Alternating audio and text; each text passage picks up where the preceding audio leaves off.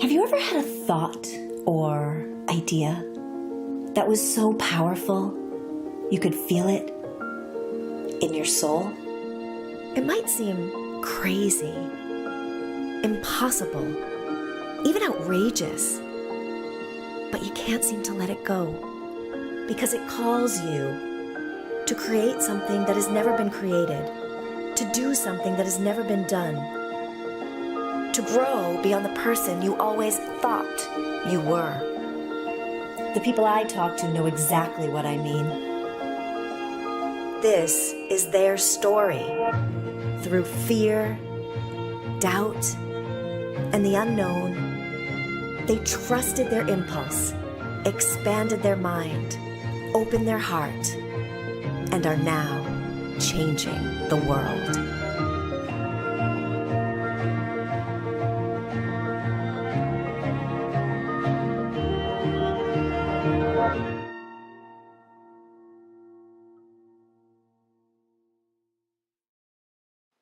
My guest today is the Reverend Dr. Stephanie Rutt.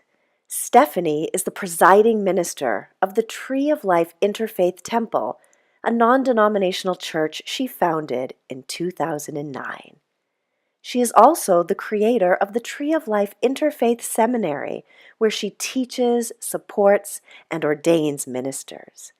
Stephanie earned the Doctor of Ministry degree in 2017, where she graduated with honors and was inducted into the Jonathan Edwards Society. She is the author of 4 books. In the 1980s and 90s, Stephanie worked as a mental health counselor, and she taught for many years on the college level in the behavioral sciences. During that time period, she also earned certifications in various yoga and meditation disciplines. And in the late 90s, she opened the Tree of Life Yoga Studio, which later became the Tree of Life School for Sacred Living.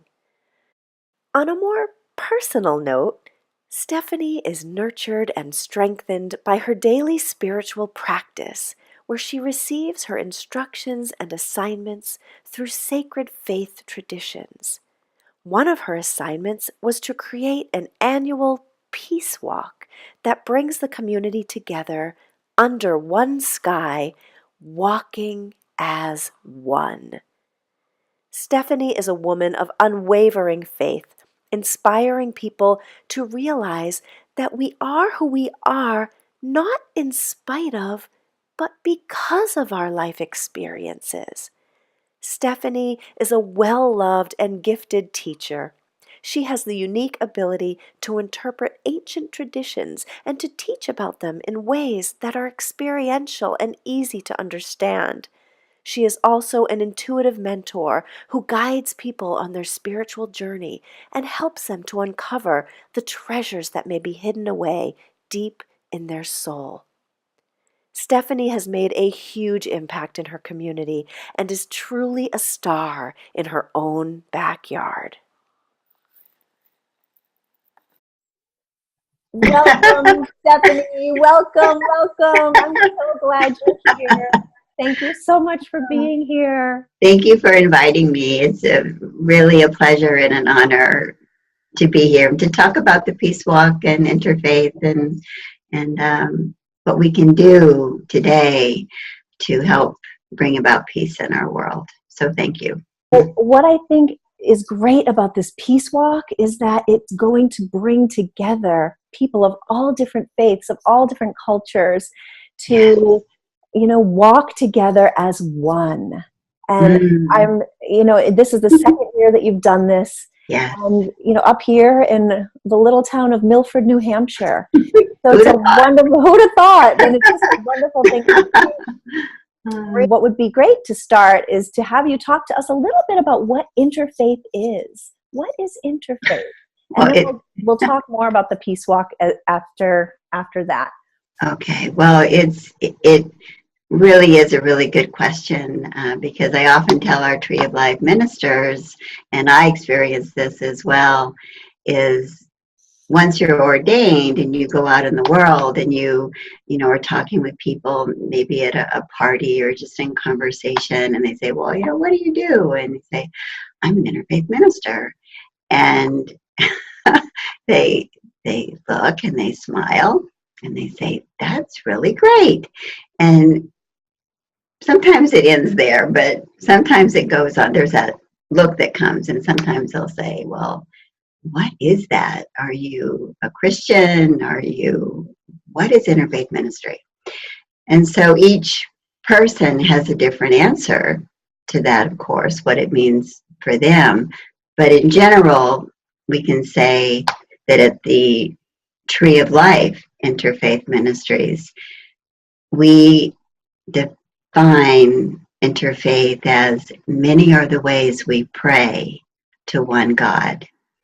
So we believe that God is expressed through all the faith traditions, and that the traditions provide the history, the practices, the spiritual leaders, the mystics, but through all faith traditions, God shines through. And all of the mystics across faith traditions have expressed the same truth. So even though these mystics have delved deeply into one faith tradition, coming out of that, they look out and see God everywhere. That is So beautiful. That is what we believe at the Tree of Life is many are the ways we pray to one God, that God is expressed through all faith traditions. And God is bigger than any tradition and is not the sole expression of any one tradition, cannot be harnessed by one faith tradition, that God includes and holds all. So that's what it means at the Tree of Life, and that's what it means for me as the founder of the Tree of Life Ministries. Stephanie, what made you become an interfaith minister?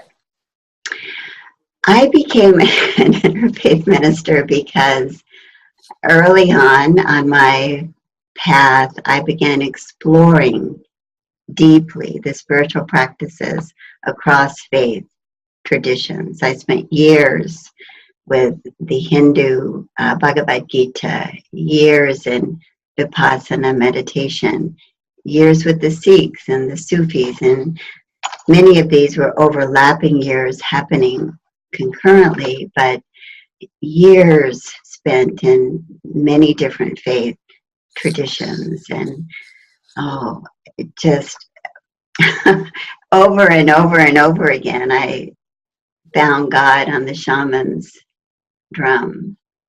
I found God in the Hebrew 23rd Psalm. I found God in the Lord's Prayer in Aramaic. I found God in the Arabic La ilaha illa Allah.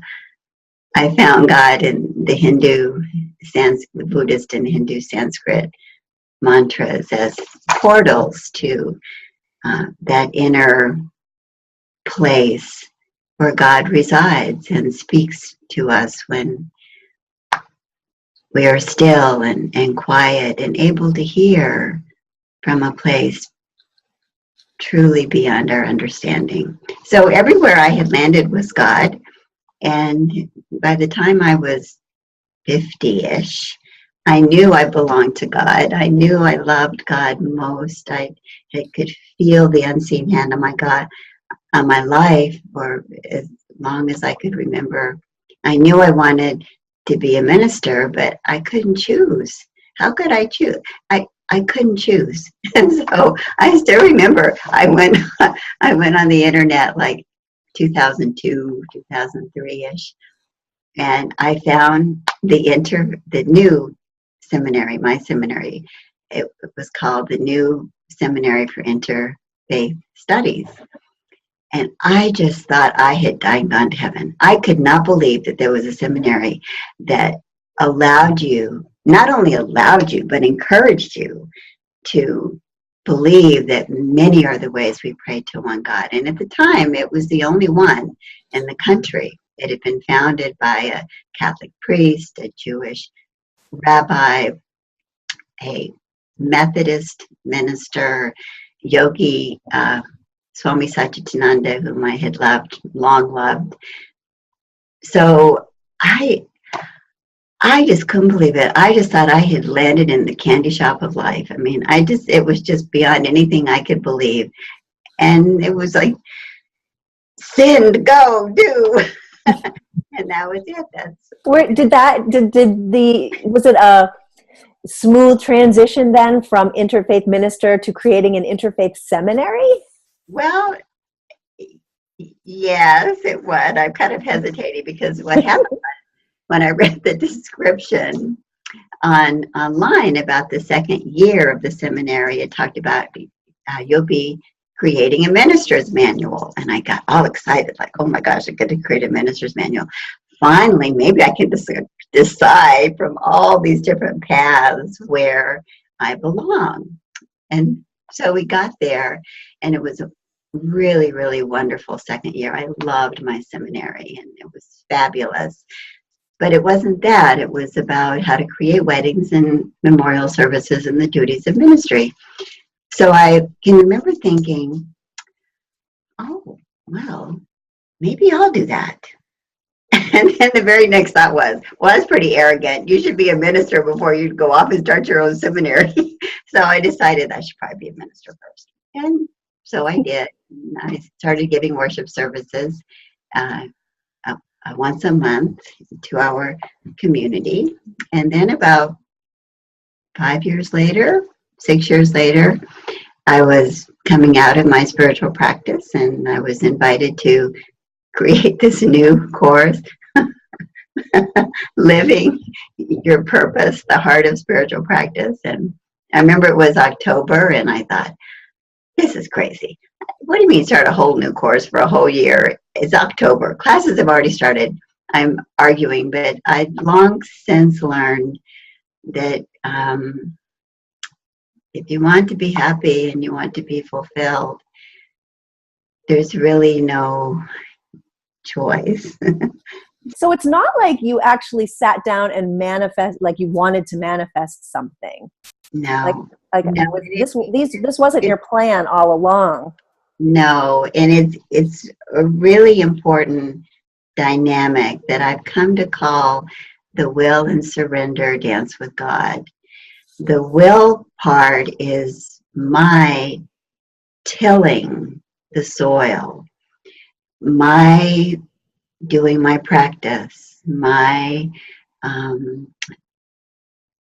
following the impulses of what I love, my showing up, my working through all of the challenges and obstacles, tilling.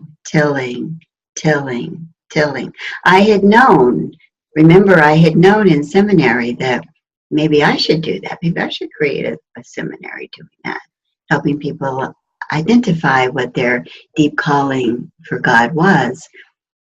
So that had already been the seed planted in my heart, but I don't decide when those seeds are going to become ripe. I don't always know. What I do know over and over and over again is that God knows. And so I just went along doing what I love, offering what I love, cultivating, tilling, cultivating, tilling, cultivating, and tilling. And then out of the spiritual practice, which is really important, came that morning that said, go do this now. And I did not want to, which is why I don't trust myself with a little s. Because my mind has its own agenda, which isn't always God's agenda. And so I don't end up trusting my mind as much as with a little s as I do myself with a big S. So the important piece of that is that the handouts for that course, which I ran for 2 years, became the core curriculum for the seminary, which was important because that curriculum had been vetted then by people who knew this walk, knew me, and had really taken it in at a deep level. So by the time a couple years later, when I again was coming out of my spiritual practice and was told, go start the seminary and called it this, it was very specific. Again, it's October. It's like, what the heck's up with October? You know, classes have already started, the work's already started, but it was time. The fruit was ripe when God knew, but I didn't necessarily know. So I did, and we started, and it keeps me the will and surrender dance with God. Just keeps me in a really humble place. And I think about God as kind of like my boss, you know.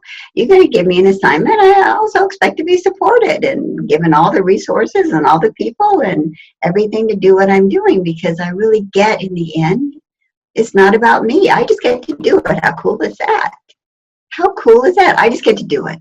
It's not about me. It doesn't originate with me. It comes through me. I get to give it. So all the glory and all the beauty and all the bounty and all the wonder goes to the one that breathed me into life and loved me into birth. And that has come to me in times of deep illness, times of unbelievable challenge, and to bring the deepest joy I've ever known. And I don't always get, sometimes like, why didn't that happen? My mind can't see any particular reason why something shouldn't happen. And it doesn't happen. But 9 times out of 10 later, in hindsight, I can look back and say, I get it now. I wasn't ripe. It wasn't ripe. The time wasn't ripe. So I trust my God, myself, with a big S, infinitely more than I could ever trust myself with a little s. Stephanie, that is so incredibly powerful. And can you help us all use that wisdom with the challenges that we're facing right now in our culture? How can we use what you have learned to bring people together? And I know you're creating this wonderful peace walk. Is that something that can help? Oh, I think it's important for each of us to do humbly and courageously and beautifully what we are able to do. You know, some people are able to stand and walk. Some people stay at home and pray. That's wonderful. You know, we each have our own way of doing what we can do, but it's important that those of us who know God, those of us who know that there's a goodness and a beauty and a bounty beyond our understanding, that know that lives within us and around us and in all. It's important that we stand up and do what we can to be that essence in the world, to be humbly that essence in the world. This is of course, the whole message of the Bhagavad Gita, you know, on the battlefield of life. It's also a great message, a message of Jesus, how we walk amongst our enemies. I believe, and I can only speak for myself, but I believe that first of all, it's important to name what we're seeing, to name discrimination, to name hurtful behavior, to name terror, to call it what it is. The way Martin Luther King called racial discrimination. He named it. He called it. Didn't run, didn't hide, looked it square in the face. and called it. This is what I call true seeing. True seeing. See what is really happening before you.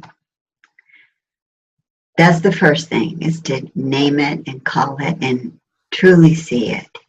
And then our challenge is to look past the exterior beliefs and actions and to see there too is a child of God.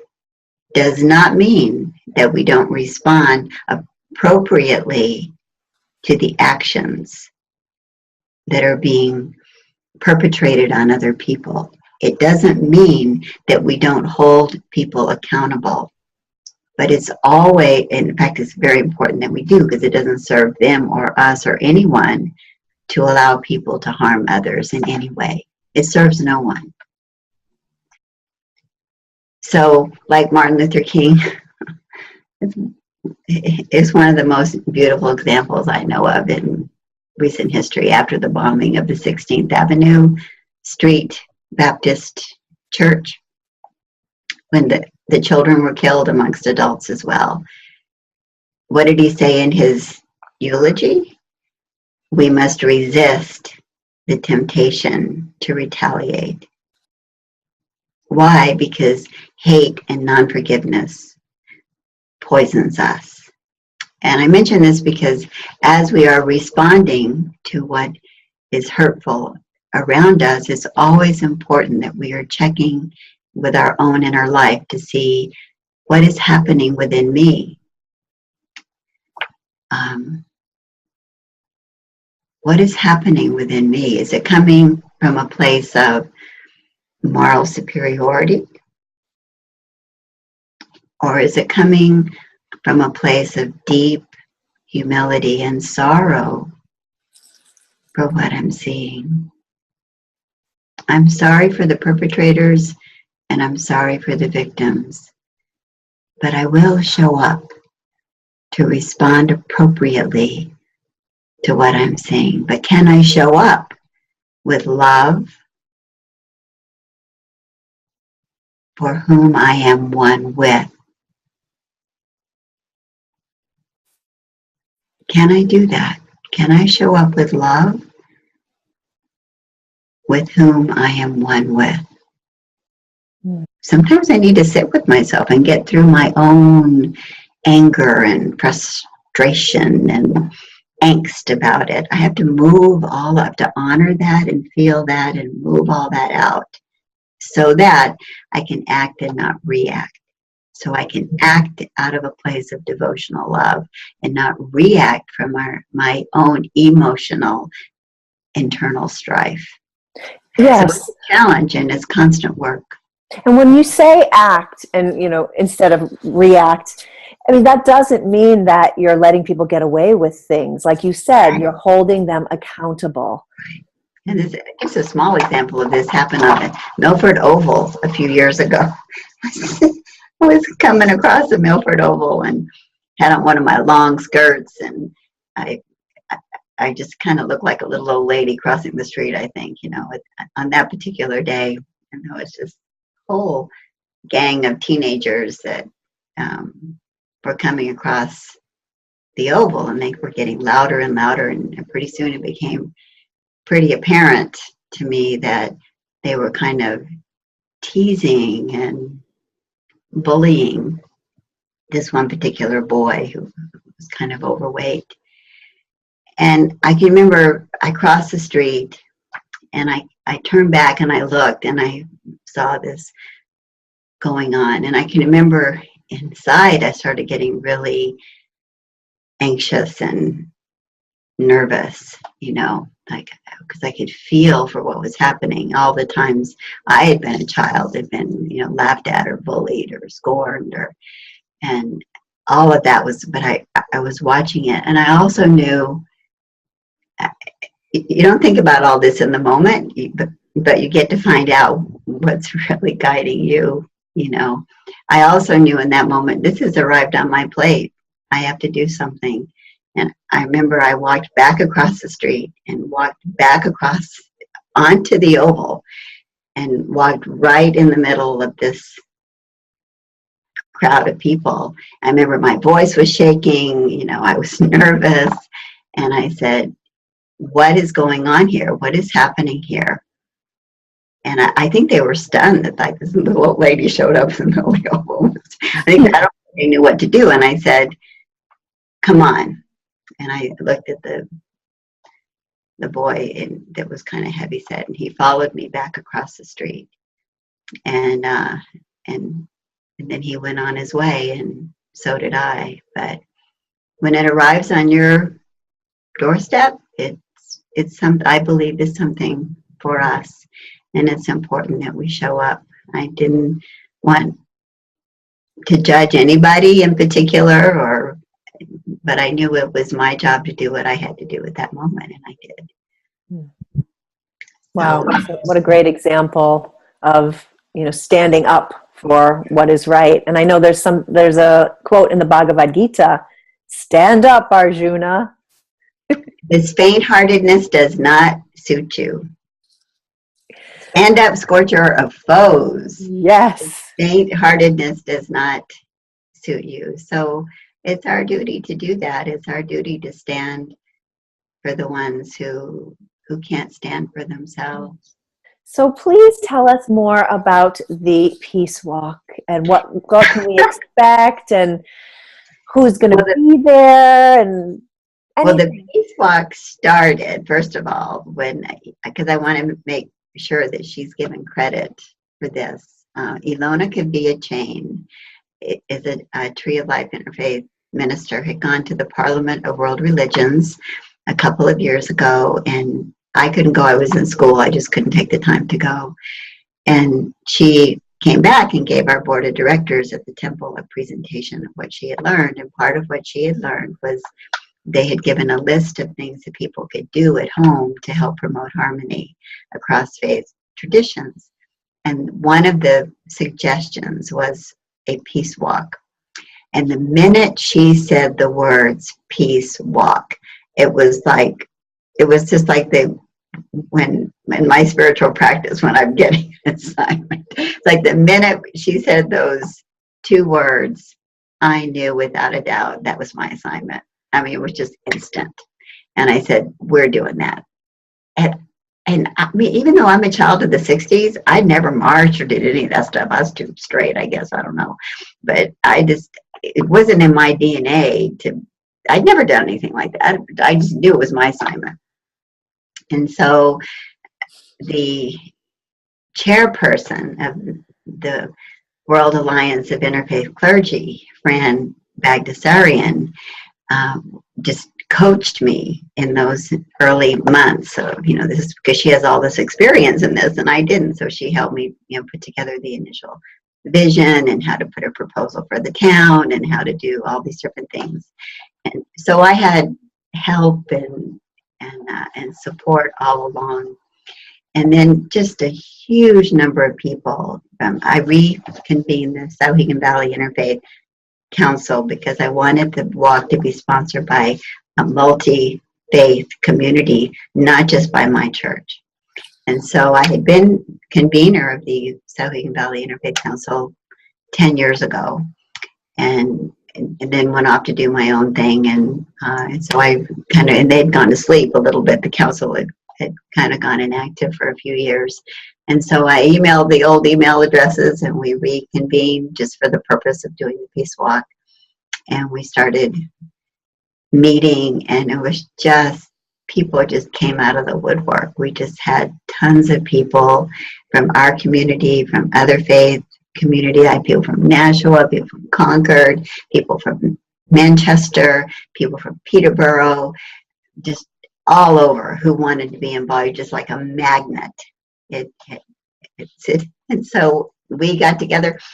Oh, it was so much work done by so many people, creating posters, creating our logo, creating our website, creating all of our promotional materials. There was so much work done by so many people, 5 committees to put together this first Peace Walk. So now a lot of that groundwork has been laid. This year we have probably half as much work to do, with promotion, and because all of the creating from the ground up has been done. But what would happen on the Peace Walk is the Peace Walk opens with a blessing offered from different representatives from various faith traditions. And so the walk is blessed. Each one did like a 2-minute presentation. And then the walk is less than 2 miles. It's only 3 kilometers, because the purpose is not to take on a big walk. The purpose is to be seen visually, to visually offer what is possible. So we meet at Keys Field in Milford, and we walk down 101, the major highway through Milford, and then around the Oval, and then we come back. And then at the end there was, congregation and a closing circle and all of that. But it was the most amazing experience, because what had happened was, this is very interesting, we had had a drought for months. It hadn't rained. Months. I mean, just they were always concerned about the water tables and all this kind of stuff. And on our day, it drizzled. Oh. It didn't rain, but it drizzled. Still, we probably had, I think we had close to 100 people.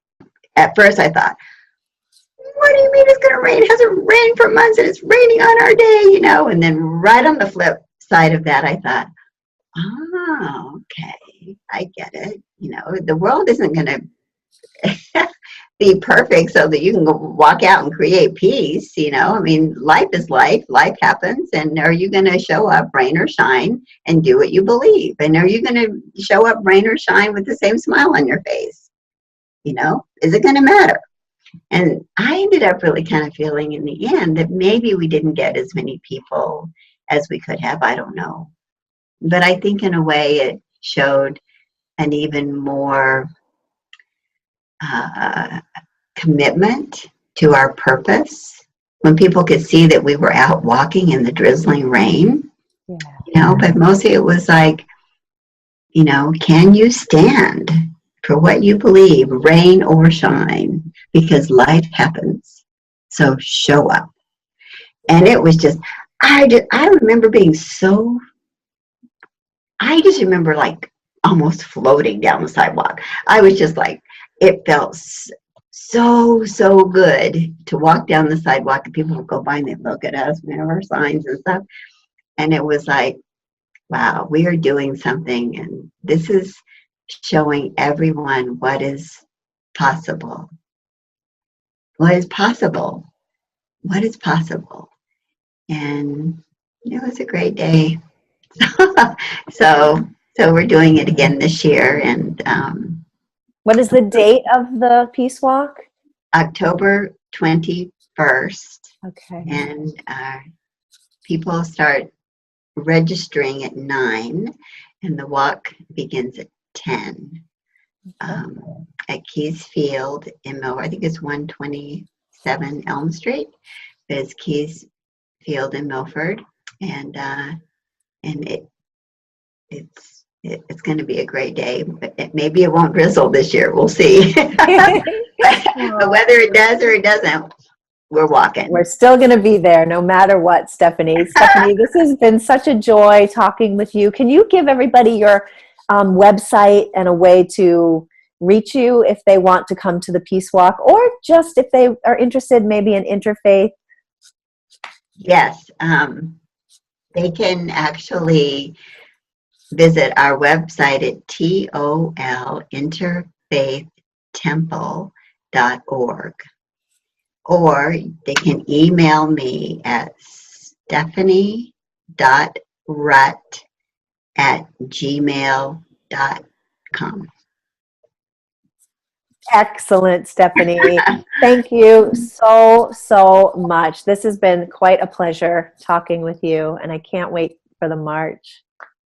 Yay! Okie doke. Thank you. All right. Take good care, Stephanie, and All right. see you soon. Hey everybody, it's Christy Sparazza here. I want to thank you for joining me for this interview journey with Stephanie Rutt. What an inspiration she is.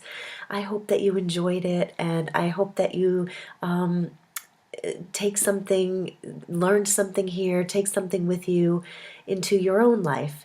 Feel free to leave some comments below about what you learned or any thoughts that you have.